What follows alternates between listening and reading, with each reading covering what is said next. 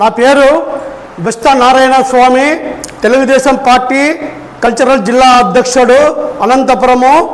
గుంతకల్ పట్టణ ప్రజలకి, నియోజకవర్గ ప్రజలకి నా విన్నపం ఏమంటే, ప్రజలారా, ఈరోజు ఎమ్మెల్యేగా మీ ముందుకు వస్తున్న గుమ్మనూరు జయరామన్న గారు చాలా మంచి మనిషి. ఆయన వాళ్ళ ఫ్యామిలీ చాలా మంచి మనిషి. ఆయన ఎమ్మెల్యే అయితే గిన మన గుంటకల్ నియోజకవర్గానికి ఎంతో మంచి చేస్తారని నేను కోరుకుంటున్నాను.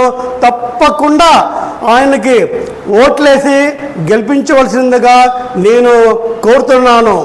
గుమ్మనూరు జయరామన్న ఆయన ఎప్పుడే కానీ స్వార్థానికి పోయే వ్యక్తి కాదు. ఆయన వాళ్ళు ఏదైనా చేయాల ప్రజలు కానీ వ్యక్తులు కానీ తప్ప వాళ్ళు ఏమాత్రము వాళ్ళ గుండాలు కాదు, రౌడీలు కాదు, ఏమీ కాదు.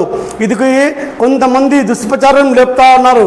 ఎక్కడ గుంతకల్లోన ఆడాడ కొద్ది ఎందుకంటున్నా అంటే వాళ్ళు గుమ్మనూరు జయరామన్లు, వాళ్ళ బోయోళ్ళు, వాళ్ళు గెలిస్తే గినా వాళ్ళు అన్ని అరచకాలు అయితే గుంటకల్లో అని చెప్పి అంటున్నారు. కానీ ఎంత పశ్చాబద్ధం, దీంట్లో ఏ మాత్రము లేదు. మరి గాజులింగప్పని ఎమ్మెల్యేగా ఉన్నాడు, ఆయన గుండె చేసినాడా? ఎప్పుడు లేదు. ముక్కన్న చైర్మన్గా ఉన్నాడు మున్సిపల్, మళ్ళీ ఆయన ఎప్పుడు చేయలే. ఎవరు ఏం చేయరు, అంత అబద్ధము. అదంతా కొంతమంది లేని కాకుండా వాళ్ళు దుష్ప్రచారం లేపి ఆయన గెలుగుడు చేస్తారు. ఆయన ఖచ్చితంగా గెలుస్తాడు.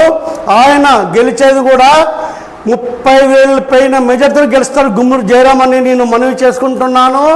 ఎటువంటి పరిస్థితుల్లో కూడా గుంతకల్ ప్రజలు, పాముడి ప్రజలు, గుంటకల్ ప్రజలు, రైల్వే ఎంప్లాయీస్, ఎన్జిఓస్, ప్రతి ఒక్కరు కూడా, విద్యావంతులు కూడా ప్రతి ఒక్కరూ ఆయనకి ఓటు వేసి గెలిపించవలసిందిగా నేను కోరుకుంటున్నాను.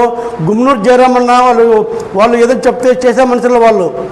ఎవడో అంత కాకుండా వాళ్ళంతా కాకు కూతురు కూసుకుంటా బజారు తిరుగుతూ ఉన్నారు. వాళ్ళు వస్తే కన్నా గుంటకల్ రోడీజం అవుతుంది, ఎక్కువ జరుగుతాయి. వాళ్ళ రౌడీలు ఎవరు చెప్పినారా వాళ్ళు రౌడీలు అని చెప్పండి.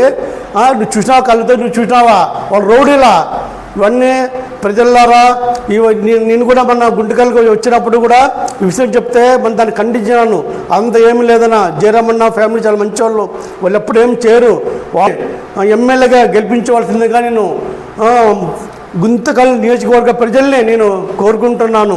ఎటువంటి పరిస్థితుల్లో 30,000 మెజార్టీతోనే అన్న గెలుస్తారని నేను ఆశిస్తూ ఉన్నాను.